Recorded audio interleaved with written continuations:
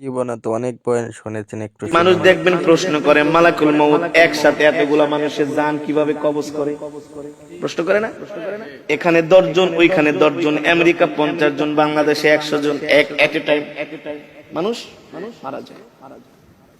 এতগুলো মানুষ কিভাবে মালাকুল মউত একা মানুষের জান কবজ করে? মালাকুল মউত আল্লাহর নবীকে বলতেছেন, ওগো নবীজি, একটা মানুষের হায়াতের জিন্দেগি যখন শেষ হয়ে যায়,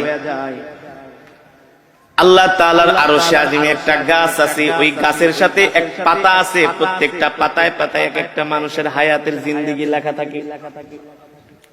যখন তার হায়াতের জিন্দেগির শেষ হয়ে যায়, 40 দিন বাকি থাকে, তার হায়াতের জিন্দেগির ওই গাছের পাতাটা হলুদ বর্ণ হয়ে যায় 40 দিন আগে।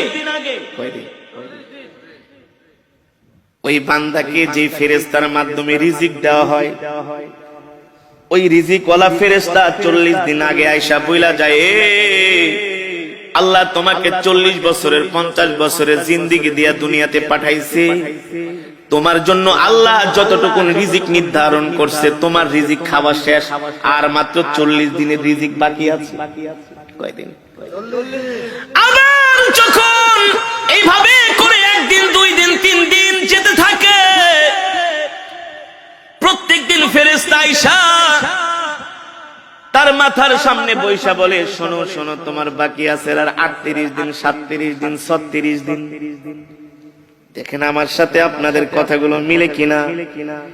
যখন একটা মানুষ ইন্তেকাল করবে, তার 40 দিন আগেই দেখবেন তার কথাবার্তা সবকিছু একটা পরিবর্তন চলে আসে, খাওয়া দাওয়ায় পরিবর্তন চলে আসে, খেতে পারে না। যে মানুষ আধা কেজি চাউলের ভাত খায়, 1 কেজি চাউলের ভাত খায়, আধা কেজি গরুর গোশত, 1 কেজি গরুর গোশত খেয়ে ফেলে, ওই মানুষ দেখবেন 1 মুঠা ভাতও খেতে পারে না। তার সামনে খাবার দিলে আর খাবার ভালো লাগে না। যে মানুষ 1-2 গ্লাস দুধ খেয়ে ফেলতো, সেই মানুষকে চামিচ দিয়ে দুধ খাওয়ানো হয়। যে মানুষ 1-2 হালি কমলা খেয়ে ফেলতো, তাকে একটা কমলার খোসা মুখে নিয়ে একটু রস খাওয়ানো হয়। কারণ কি রে ভাই, কারণ কি?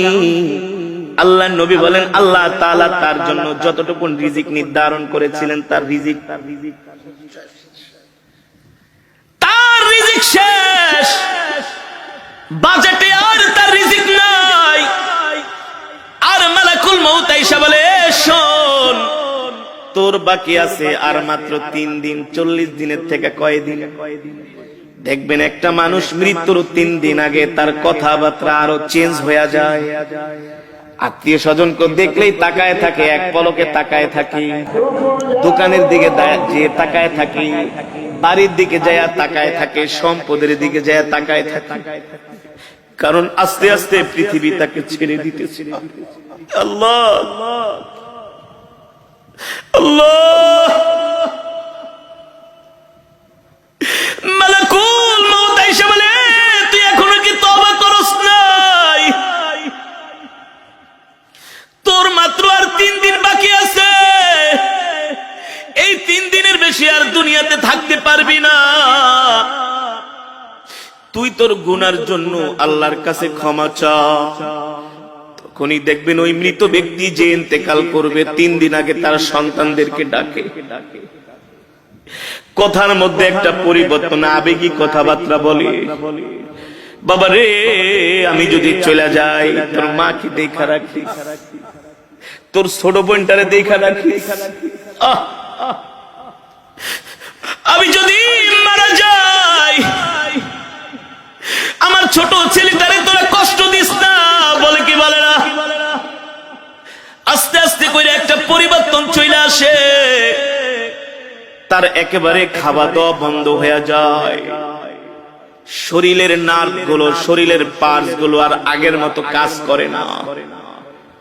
কারণ সে মৃত্যুর জন্য তৈয়ার হচ্ছে। যখন তার হায়াতের জিন্দেগির পাতাটা একেবারে হলুদ বর্ণ হয়ে যায়, আর মালাকুল মউত আয়েশা তার সামনে হাজির হয়ে যায়।